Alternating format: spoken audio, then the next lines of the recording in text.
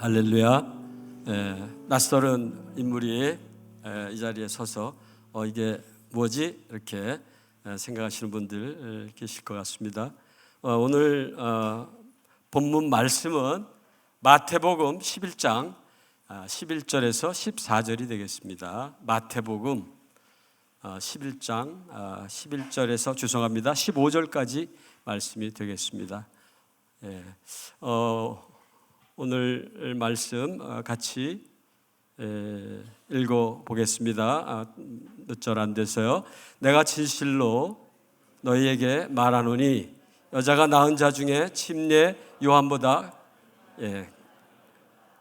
그러나 천국에서는 극히 작은 자라도 그보다 크니라. 침례 요한의 때부터 지금까지 천국은 침노를 당하노니 침노하는 자는 빼앗느니라. 모든 선지자와 율법이 예언한 것은 요한까지니 만일 너희가 즐겨 받을진대 오리라 한 엘리야가 곧 이 사람이라. 귀 있는 자는 들을지어다. 아멘. 네, 오늘 말씀의 제목은 당신은 천국 안에 계십니까? 이런 제목을 제가 붙여봤습니다. 이 질문을 한번 이렇게 생각해 보시면서 나는 천국 안에 있는가? 아닌가? 앞으로 들어가나? 여러 답이 있을 수 있겠는데요. 생각해 보시면서 오늘 본문 말씀 함께 나누어 보도록 하겠습니다. 1961년도에요. 아직 이 중에는 태어나지 않으신 분들도 계셨을지 모르는 시점이죠. 지구 인류 역사에 놀라운 일이 하나 발생이 됐습니다. 구 러시아의 유리 가가린이라는 우주 비행사가 인공위성을 타고 처음으로 인류 역사 처음으로 지구 위에 대기권 밖에 나가서 지구를 비행하는 최초의 우주 역사가 있었습니다. 그는 그 우주 상공에 올라가서 내려다보는 지구 또 밖에 보이는 우주의 모습을 보고 그가 아마도 준비해간 말이겠죠. 했던 말이 있습니다. 나는 열심히 보고 또 보았지만 신은 발견할 수 없었다. 이런 말을 그가 남겼다고 합니다. 아마 당시 구러시아가 공산권이었으니까 신을 부정하는 그러한 정치 체제하에서 이미 교육을 받았고 또 의도적인 말이 아니었을까 싶지만 실제 그 자신이 무신론자일 가능성이 높았겠죠. 우주를 보고도 신을 찾아볼 수 없었다. 그런 말을 했습니다. 그로부터 약 7년쯤 지나서 1968년도에 경쟁적으로 우주를 탐사를 했던 미국에서 아폴로 8호가 달을 처음으로 탐사하는 역사가 있었습니다. 그 우주선 안에 있던 우주 비행사도 달을 탐사할 때 달의 뒷면을 가서 이제 돌아 나오면 지구의 영롱한 지구의 모습을 볼 수 있는 그러한 시점이 됐고 빠져나오자마자 지구를 보게 되었겠죠.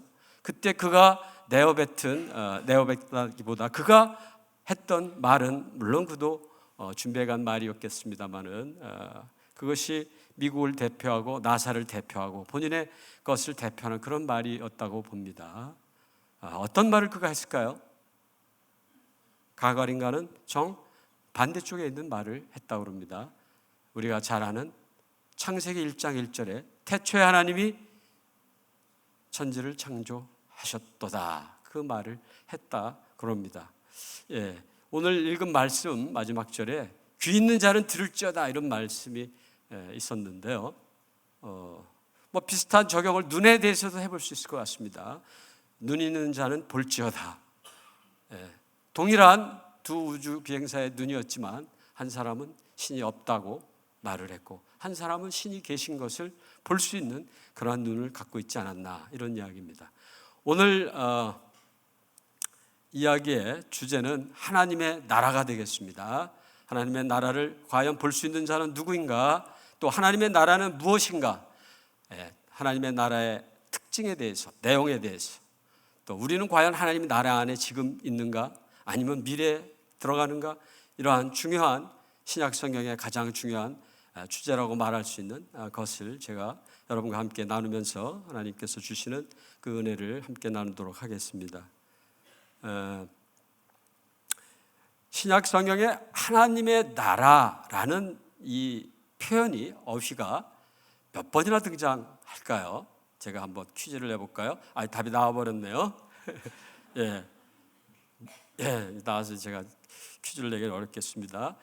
제가 한번 세어보니까 하나님의 나라, 영어 표현을 써서 죄송합니다만은 The Kingdom of God이라고 이 표현을 하죠. 다른 말로는 천국에서 하늘의 킹덤에서 The Kingdom of Heaven, 요거는 마태복음에만 쓰고 있습니다. 여러분이 성경을 보실 때 그게 같은 뜻인데요. 마태복음에서 말하는 하늘이란 것이 결국 하나님으로 우리가 대체해서 썼다 보면 전부 세어 보니까 약 83회 정도가 등장하고 어디에 가장 많이 나오느냐? 복음서에 가장 많이 나오는데 약 70회 가까이 80%가 넘는 횟수가 복음서에 이 하나님의 나라에 대해서 등장합니다. 사실 예수님의 사역은 하나님의 나라를 말씀하시고 싶었던 것이죠. 여러분 혹시 주기도문에 하나님의 나라가 등장할까요? 그렇죠. 하나님의 뜻, 그 다음에 그의 나라가 임하옵시며, 그의 나라는 하나님의 나라죠. 그래서 제가 여러분에게 던진 질문, 여러분이 천국 안에 있습니까? 라는 그 오늘 본문의 제목을 제가 붙인 것도 천국은 하나님의 나라라고 표현할 수 있습니다. 여러분이 지금 하나님의 나라 안에 계신가? 이런 질문이 되겠습니다. 그래서 본문을 통해서 그 해답을 우리가 한번 찾아보면 어떨까 이렇게 생각이 듭니다. 본문을 저희가 곧 보기에 앞서서 하나님의 나라에 관한 예수님의 제자들이 복음서에서 선포하고 기록으로 남긴 것들을 몇 가지 먼저 보도록 하겠습니다. 마가복음 1장 15절에는 화면에 뜨니까요, 직접 안 찾으셔도 되겠습니다. 이르시되, 마가가 예수님이 하신 말씀을 인용해서 기록한 것이죠. 예수께서 이르시되 때가 찼다, 하나님의 나라가 가까이 왔으니 회개하고 복음을 믿어라 라고 주께서 말씀하셨습니다. 마가는 때가 찼다라는 말을 여기서 사실은 강조하고 있습니다. 회개하라, 복음을 믿으라. 회개하라는 말은 이미 예수님 오시기 직전에 세례 요한이 광야에서부터 외치던 소리입니다. 회개하라. 하지만 여기에 때가 찼다는 말이 예수님께서 좀 더 강조하신 표현으로 마가는 그렇게 기록을 남겼습니다. 누가복음 4장 18절 19절에는 예수님께서 나사렛, 본인이 태어나신 나사렛의 한 회당에서 설교 시간 중에 예수님께서 하신 말씀인데요, 이사야서의 61장 1절 2절의 말씀을 인용하셔서 예수님이 구약 성경도 잘 아셨던 것 같습니다. 당연한 것이겠지만요. 그래서 말씀을 여기 나와 있습니다. 예수님께서 이렇게 말씀하셨어요. 주의 성령이, 하나님의 거룩한 영이 내게 임하였다. 이는 강한 자에게 복음을 전하고 또 나를 보내사 포로된 자에게 자유를, 눈먼 자에게 다시 보게 함을, 눌린 자를 자유케, 그리고 주의 은혜의 해를 전파하게 하려 함이다. 뭔가 새로운 세상이 나 예수에 의해서 열려진다. 그러한 큰 메시지가 던져졌습니다. 회당에서 이야기를 들은 사람들은 깜짝 놀랐어요. 듣도 보도 못한 그러한 이야기였습니다. 유대인들은 당시 구약으로부터 내려왔던 메시아가 오실 거라는 그러한 사상을 가지고 있었죠. 그렇게 살았습니다. 그런데 어느 날 어떤 사람이 나타나서 본인이 이러한 은혜의 메시지들을 선포하는 그러한 시대를 열 것이다 라고 말을 했던 거죠. 하나님께서 자기를 여기에 보냈다, 이런 표현이 있지 않습니까? 18절에 말씀이 사라졌네요. 자, 그래서 지금 하나님의 나라와 관련된 어떤 선언들이 성경의 복음서에 나타났는지를 지금 살펴보고 있는 것이죠. 다음은 마태복음 11장 2절에서 6절의 말씀인데요. 이 말씀은 세례 요한이 감옥에 잡히고 그의 제자들을 예수님께 보내가지고 궁금했던 자기의 질문을 답을 듣기를 원해서 제자들을 보냈습니다. 그래서 3절에 보면 제자들이 요한을 대신해서 질문을 하는 거죠. 예수님, 오실 그분이 메시아겠죠? 당신 맞습니까? 이런 질문을 대신 던졌습니다. 아니면 우리가 다른 일을 기다려야 하나요? 그런 질문을 했던 것이죠. 이때 예수님은 어떤 대답을 하셨습니까? 너희가 가서 이제 보고 듣는 것을 제대로 전해라, 이렇게 이야기를 하시면서 5절에서 6절 이런 말씀이 남겨 있는데요. 맹인이, 또 못 걷는 사람이, 나병 환자가 치유함을 받고 못 듣는 자가 듣고, 이러한 일들을 네가 볼 것이며 그것을 가서 전해라. 또한 어떤 말씀이 있습니까? 가난한 자에게, 죽은 자가 살아나고 가난한 자에게 복음이 전파되고, 이러한 말씀 외에도 누구든지 나 예수로 말미암아 실족하지 아니하는 자는 복이 있도다 하고 주어진 말씀 6절에, 11장 6절에 나와 있습니다. 이 말씀은 좀 전에 나사렛 회당에서 예수님이 얘기하신 이사야서의 그 말씀의 내용들과 상당히 비슷한 말씀을 주셨던 것이죠. 그래서 세례 요한은 사실 정확히 예수님이 메시아인지를 뭐 좀 알쏭달쏭한, 좀 해결하고 싶은 궁금증이 아직도 조금은 남아 있었음을 우리가 알 수가 있습니다. 마태복음 12장 28절에도 예수님의 놀라우신 말씀이 있는데요. 내가 하나님의 성령을 힘입어 귀신을 쫓아내는 것이, 귀신을 쫓아낸다면 이미 하나님의 나라가 너희 가운데 임했다라는 말씀이 있습니다. 제가 좋아하는 말씀 가운데 하나이기도 한데요. 나 예수가 귀신 쫓아내는 걸 너희들이 만약 본다면 하나님의 나라는 임한 것이다 라는 말씀이죠. 사실 그 당시까지 유대 사회에서는 그들이 믿어왔던 모세 율법을 통한 그들의 종교, 유대교가 당시 유대교였죠. 애는 누가 귀신을, 말씀을 선포해서 쫓아내는 그러한 일들은 없었어요. 이거는 매우 새롭고 기이한 일들이었습니다. 깜짝 놀랄 일이었어요. 그런데 바로 그러한 것을 너희들이 목도하게 될 것이고 그것이 바로 나 예수에 의해서 일어난다, 이런 말씀을 남기신 것이죠. 이 말씀은 마태복음에 있는 말씀이지만 마가는요, 마가복음 성경에서 예수님의 많은 놀라운 기적적인 그 치유와 기적의 사건들이 제자들이 많이 기록하지 않았습니까? 요한복음에는 첫 번째 기적으로 무엇이 기록되어 있을까요? 여러분 다 아시는 가나안 포도주 기적 사건이 첫 번째 예수님의 사건으로 기록되어 있는데, 마가는 다른 것을 첫 번째 사건으로 기록을 했습니다. 그가 기록한 것은 무엇이었을까요? 갈릴리 회당에서 예수님이 귀신을 쫓아낸 사건을 첫 번째 기술했습니다. 그 일로 말미암아 갈릴리 일대 많은 사람들이 아주 센세이션이 일어났어요. 야, 이거 무슨 일이 일어났냐? 예수라는 사람이 귀신을 쫓았단다. 성경의 기록에 보면은 마가복음에 그 일대 소문이 났다, 그렇게 되어 있습니다. 그 외에도 여러 마가는 그 후에도 이 귀신 쫓는 사건을 기록했고, 또 다른 마태, 누가복음에도 이 축사의 내용들이, 귀신이 쫓겨나가는 내용들이 성경에 많이 기록된 것을 여러분도 잘 알고 계실 겁니다. 그래서 이 예수님이 이 말을 특별히 특정해서 말씀하신 것은 하나님의 나라와 매우 관계가 깊은 의미를 가지고 있습니다. 영적인 영역이죠. 귀신이 우리의 눈으로 보이지 않는, 그러나 그 실체는 존재하는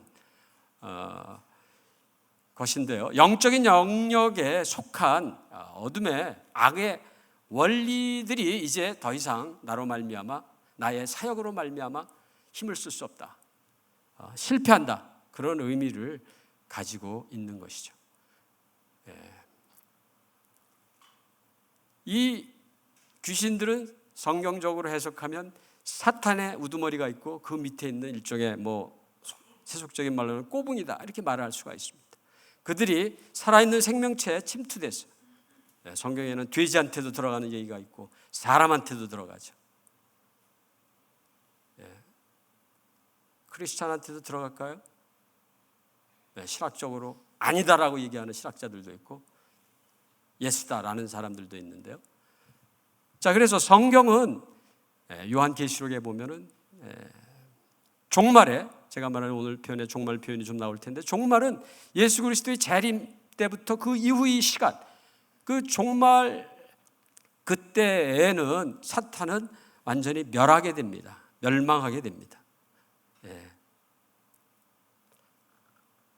그러나 그 시점, 종말 그 시점이 오기 전까지 예수님이 사탄을 쫓아내는 이 사건이 시사하는 바는 예비적인 현상입니다. 사탄이 힘을 못 쓰는 거죠. 그러나 아직 멸망하지는 않은 것입니다. 지금 우리가 사는 이 시점까지. 그래서 현재적으로 말을 한다면 현재적으로 그는 맥을 못 쓰지만 일종의 패잔병 같은 거죠. 일종의 잔당 같은 겁니다. 힘은 못 쓰지만 가끔 게릴라와 같이 나와서 못살게 굴다가 또 사라지고 숨고 하는 그러한 성격으로 우리가 규정할 수 있습니다. 그러나 예수 그리스도로 말미암아 그는 결정적 힘을 잃은 것이죠. 결정적으로. 자, 그래서 이러한 이해 속에서 귀신을 쫓아내는 일이 예수님이 시작하신 일이요, 지금도 예수의 이름으로 귀신들이 쫓겨 나감을 여러분 들으실 수 있죠?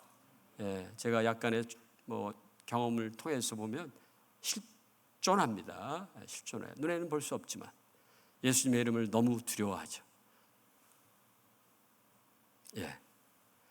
자, 그래서 마태복음 21장 31절의 말씀 하나만 더 보면 예수께서 그들에게 이르시되 내가 진실로 말한다 세리들과 창녀들이 너희보다 먼저 하나님의 나라에 들어가리라. 당시 신약 성경은 최초에 쓰여진 신약 성경은 그리스어로 쓰였죠. 지금의 그리스. 당시 우리가 쓰는 용어로는 헬라어로 쓰였습니다. 그래서 이 헬라어에 우리말은 다 영어로 된 거 또는 한자로 된 거를 다시 한글로 번역을 해서 한글 성경이 나왔습니다만은 그 원어의 뜻을 좀 충실히 보면 하나님의 나라에 세리들과 창녀들이 너희들보다 먼저 하나님의 나라에 들어간다는 표현은 현재적인 현재 동사로 표현이 된 것이죠. 그래서 미래에 들어가는 하나님 나라가 아니라 그때 그 말을 하는 그때 예수님이 계셨던 그때 들어간다는 현재적 의미를 가지고 있는 하나님 나라다. 자, 그래서 제가 오늘 던진 질문의 답이 좀 나온 것 같습니다. 그죠? 그래서 현재적이다 이런 표현이 되겠습니다.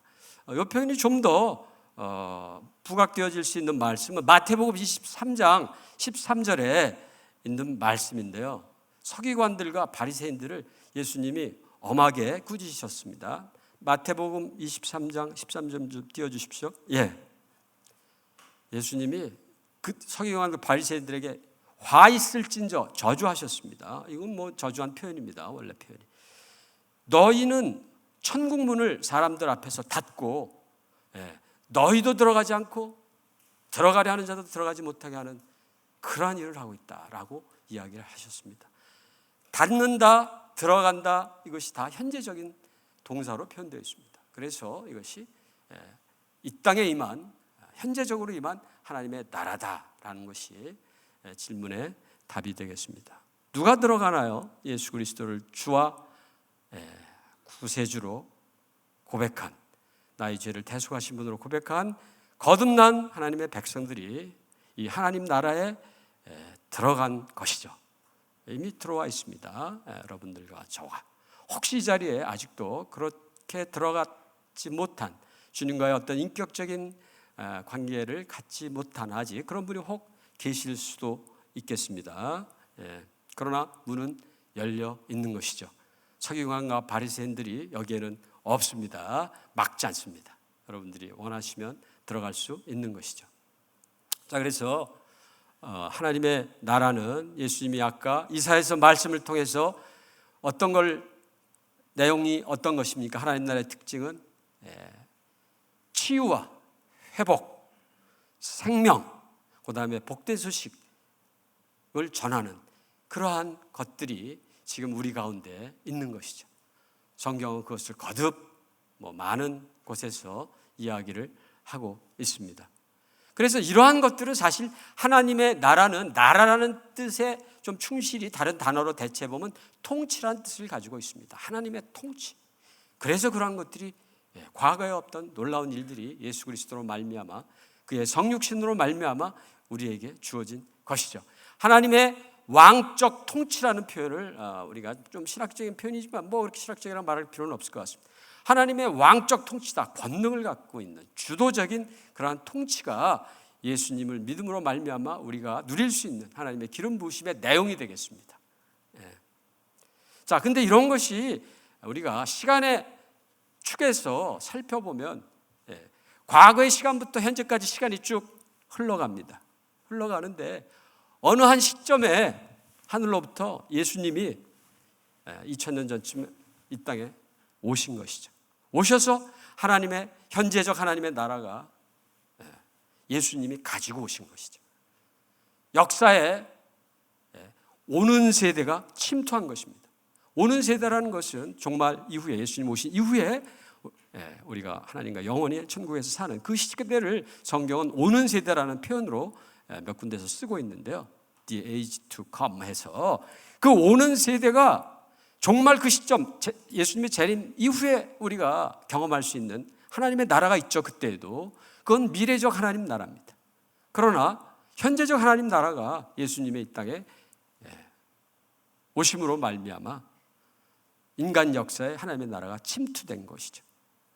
이제 그래서 우리가 하나님의 나라를 맛볼 수 있는 것입니다. 천국을 맛볼 수 있는 것. 성경은 맛본다라는 표현이 한 두세 군데 있는 것 같습니다. 제 기억에.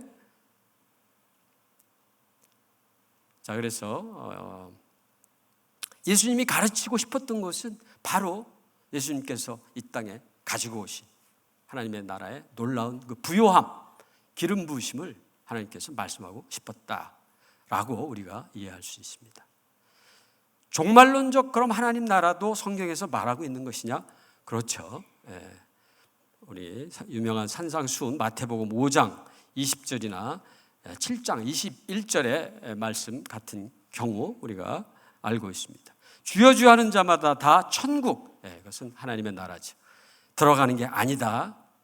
내 아버지 뜻대로 행하는 자라야만 들어간다. 이것은 미래적 하나님 나라를 암시하고 있다라고 이해할 수 있습니다. 그래서 우리들이 성경 말씀을 볼 때 천국이나 하나님 나라에 대한 이야기가 나오면 이게 지금 현재적인 것인가, 내가 누릴 수 있는 또 주께서 주시기를 원하는 그런 것인가, 하나님의 왕적 통치인가, 아니면 미래적으로 우리가 천국에서 종말로 때에 하나님과 함께 누릴 수 있는 것인가를 한번 이렇게 생각해 보면서 읽으면 어떨까 이런 생각이 듭니다.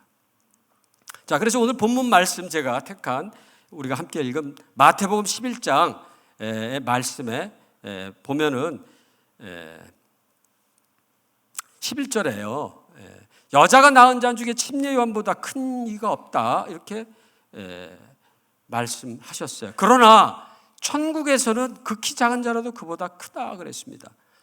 그러면 중생에서 거듭나서 하나님의 자녀가 된 여러분이나 제가 세례 요한보다 크다고 말할 수 있을까요? 그 답을 우리가 잠시 후에 찾아보도록 하겠습니다. 이 말씀은요, 세례 요한의 말씀은 말라기서에 예언이 되어 있습니다. 말라기서 3장 1절과 4장 5절 6절에 되어 있는데요. 그 말라기서 3장 1절을 보면 내가 내 사자를 보내리니 그가 내 앞에서 길을 준비할 것이다 그랬습니다. 그래서 그리고 그 준비가 끝나면 언약의 사자가 올 것이다 라는 말이 이 말라기서 3장 1절에 말씀이 있습니다.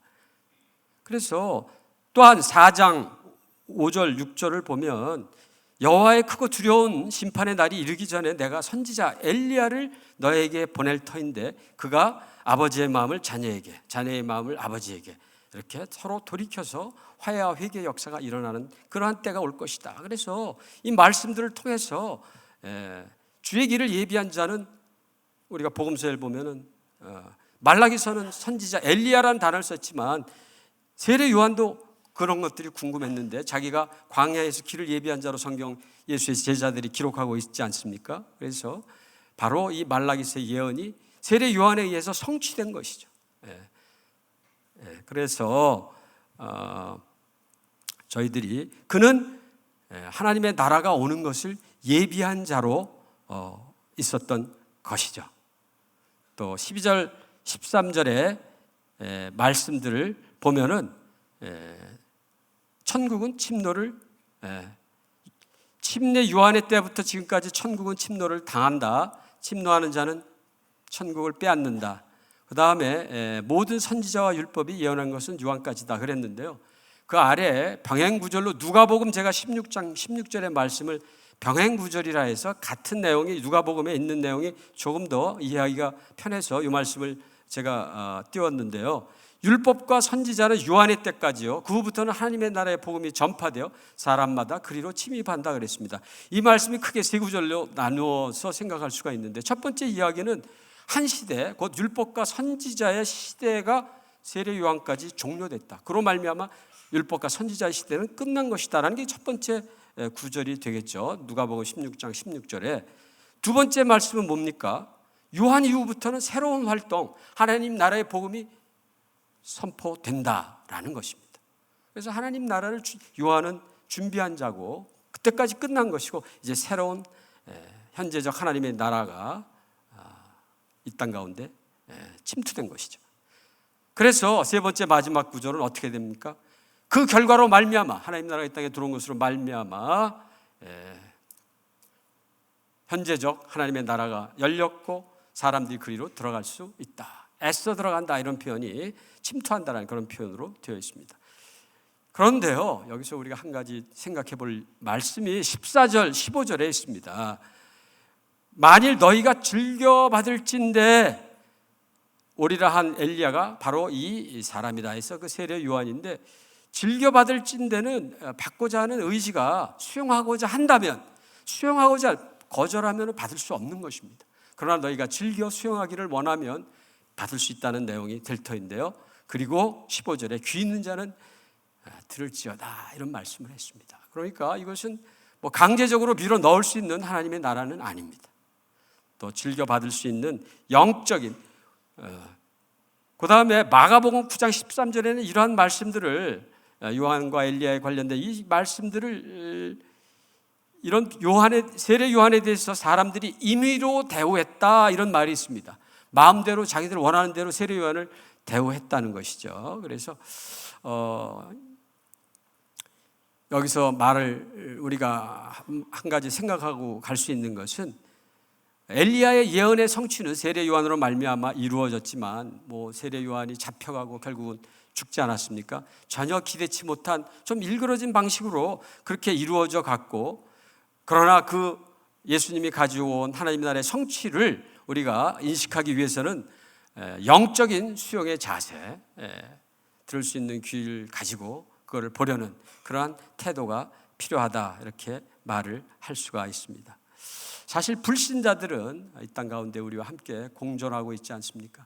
지금 옛 시대에 우리가 오는 시대가 있습니다만 예수님이 오실 이후로 지금 우리가 사는 이 시대는 현 시대라 말하지만 다른 표현은 오는 시대라는 표현에 반대 표현을 쓴다면 지나가는 시대입니다. 가는 시대 또는 세대, 가는 세대. 가는 세대에 악한 질서들이 있죠. 아담과 하와의 타락으로 말미암아 죄가 이 땅 가운데 들어와서 많은 무질서들이 존재하고 있습니다. 그러나 예수님이 가지고 오신 하나님의 나라는 새로운 질서의 시대입니다. 치유와 회복, 영원한 생명, 구원, 그다음에 복된 소식들, 우리의 생명을 살리는 그러한 새로운 질서가 지금 이 땅 가운데 공존하고 있습니다. 지나가는 시대 위에 새로운 시대가 침투해서 우리는 오버랩된 그 공간 중에 시대적 상황 속에서 그리스도인은 살아가는 것입니다. 옛 시대가 여전히 우리에게 영향을 미치고 있죠. 그 세대 가운데 하나님이 주신 하늘의 그러한 새로운 질서 속에서 우리는 살아가신 것입니다. 자, 오늘의 말씀을 정리합니다.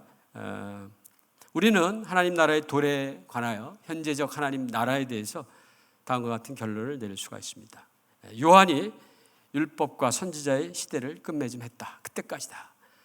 요한의 시대 이후로 새로운 시대가 열렸다. 그것이 지금까지 계속되고 앞으로 우리 주님 오실 때까지 계속될 것입니다. 이 시대를 가리켜 우리가 하나님의 나라, 현재적 하나님의 나라라고 말할 수 있겠습니다. 자, 그래서 우리가 오늘 함께